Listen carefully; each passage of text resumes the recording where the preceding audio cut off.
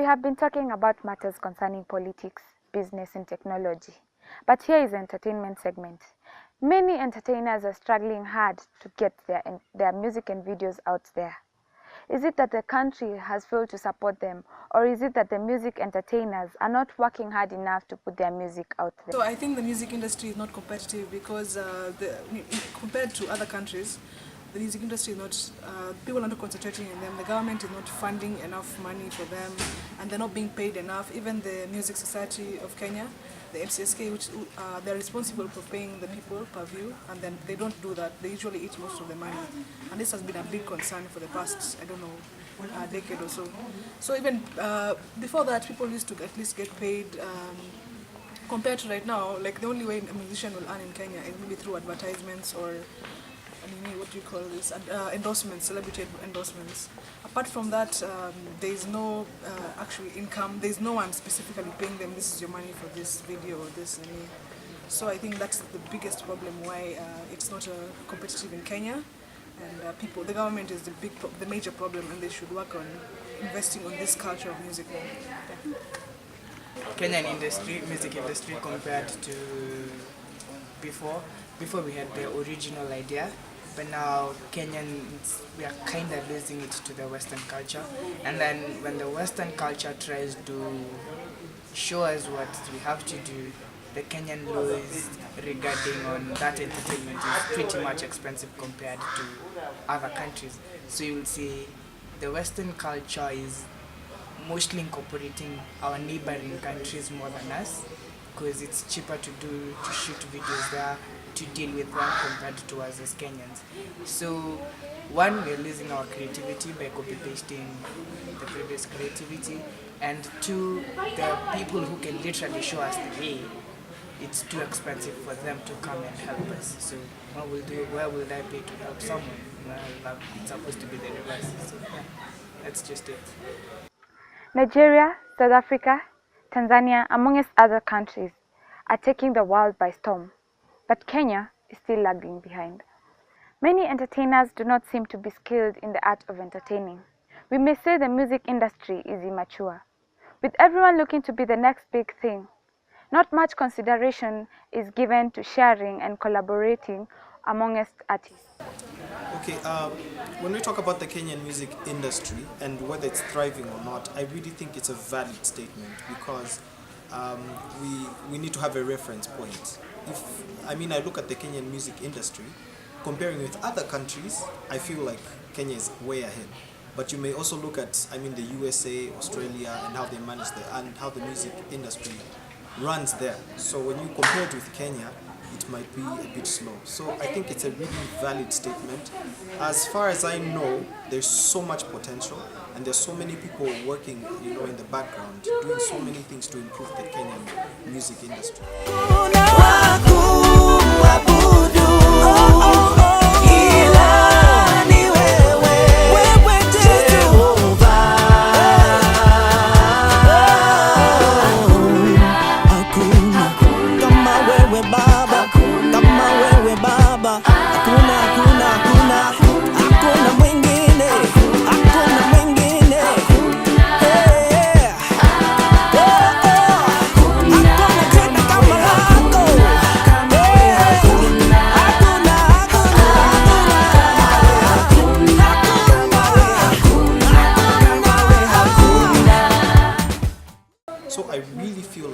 Personally, I feel like the music industry is actually thriving. It's getting to a place where it's going to be, a great music industry. Yeah. Showbiz is extremely volatile, but with no clear roadmap, success is not something Kenyans can talk about. I am Nadia Modoni, reporting for The Revolution. The comments on Kenyan music industry. So, hi. Hi. What's your name? I'm called Patience. Patience. You like music, right? Yeah, I do love music so much. Okay, so what's your favorite type of music? Personally, I think I listen to everything, so long as it has some content. But I love dancing, so most of the songs that I listen to, like maybe dance hall, a bit of bongo from Tanzania. yeah, and a few of Kenyan music. So personally, do you love Kenyan music? Like, would you be up for it anywhere, anytime? Not really, not really.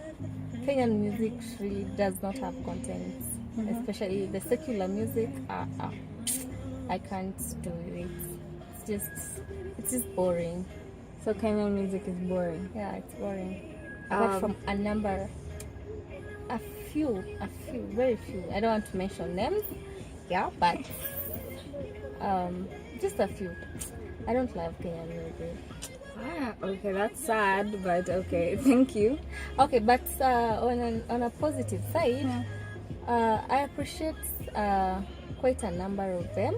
I listen to some what is it called, hip hop artists.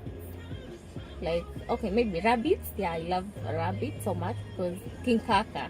Yeah, I think quite constructive things. Yeah, like I can listen to them. Yeah, and the rest they're trying. If they just pull up their socks, kidogo, it will be okay.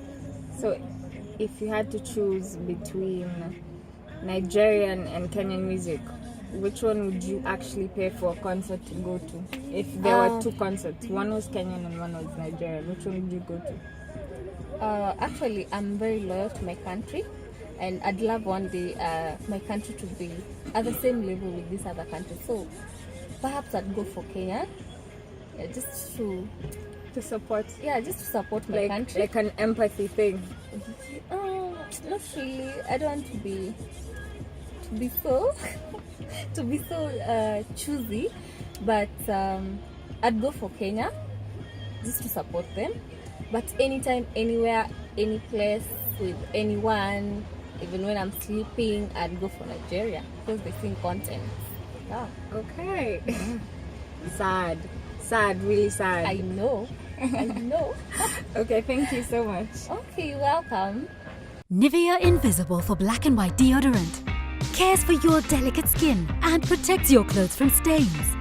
Black stays black and white stays white longer. 48 hours invisible protection and care for skin and clothes from the #1 anti-stain deodorant. Best invisible protection, now in a fresh new scent. Welcome back to yet another exciting show on The Revolution. Our guest today is Modest Chabari, a producer and also a student at Daystar University. Welcome to the show. Thank you. So let's just get right into it. Do you think the Kenyan music industry is not, why do you think it's not as competitive as it used to be before? First of all, I think it's gotten a little bit more competitive, mostly with people diversifying in music, people adapting the Western genres of music. So you find that so many artists are now producing and making a lot of music all around. So the market is small, but the people who are producing the products for the market are many. So I think the competition is more compared to back in the times when we just had a few people on the top. So do you think like the Kenyan musicians have actually literally given up on music as a viable career option in their lives? Few have, but I think for those who have, it's because they got into it for the wrong reasons.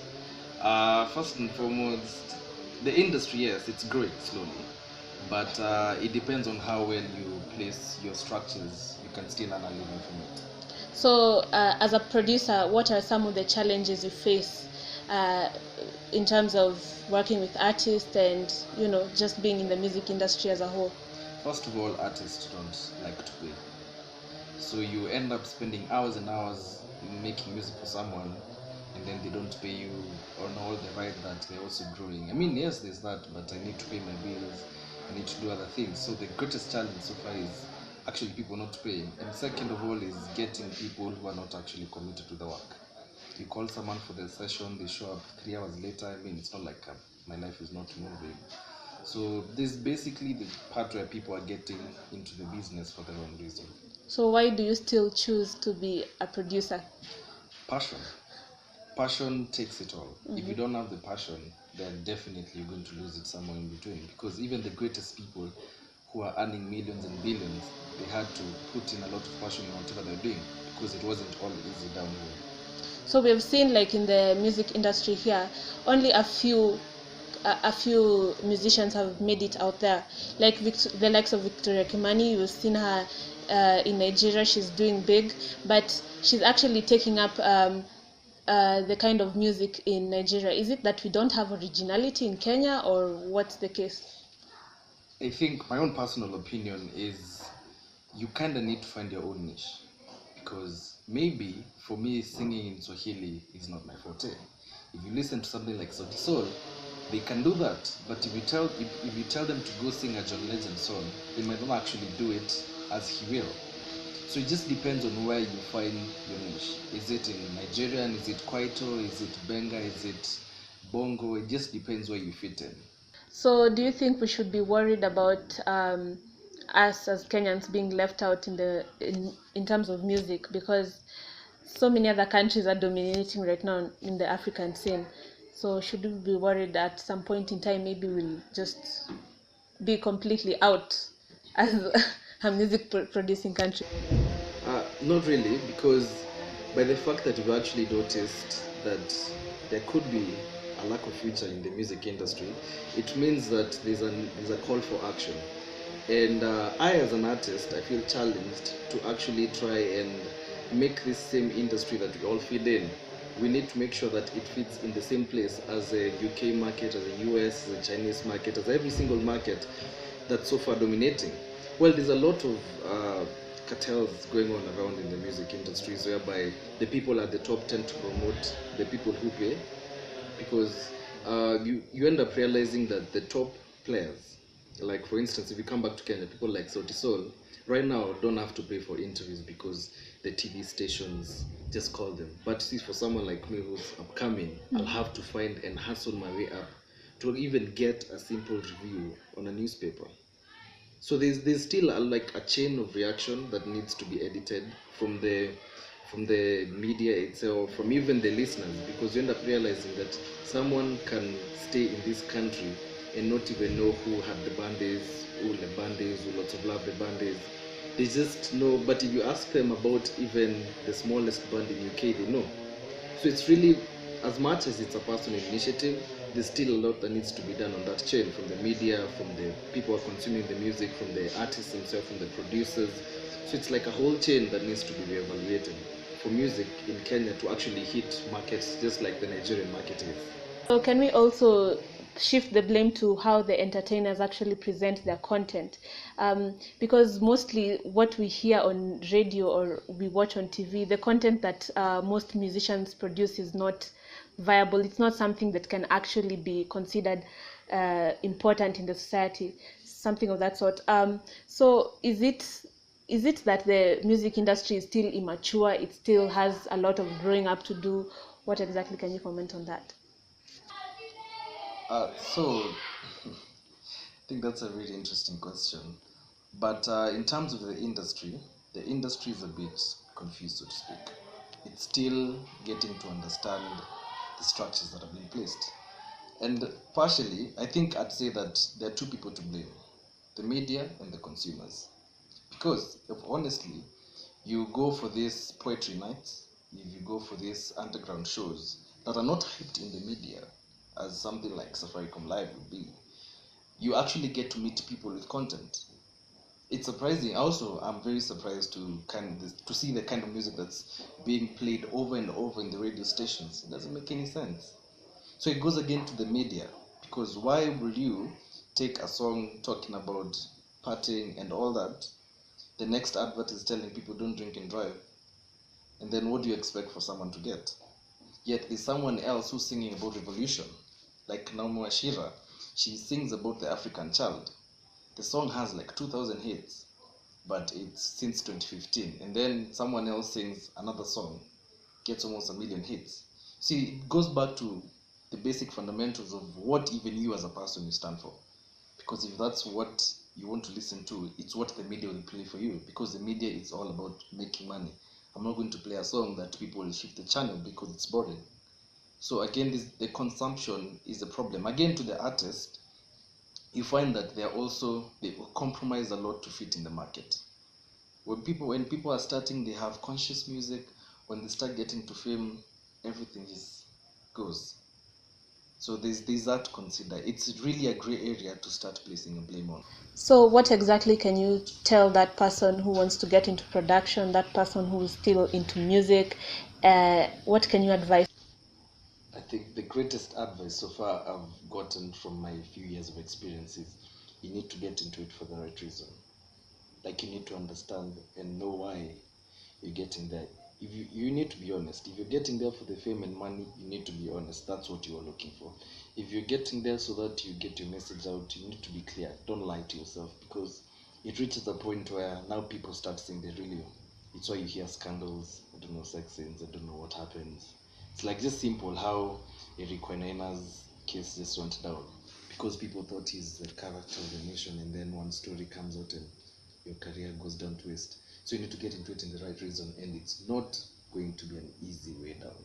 That's for sure. Whether you have talent, whether you have what, it's not going to be an easy way down.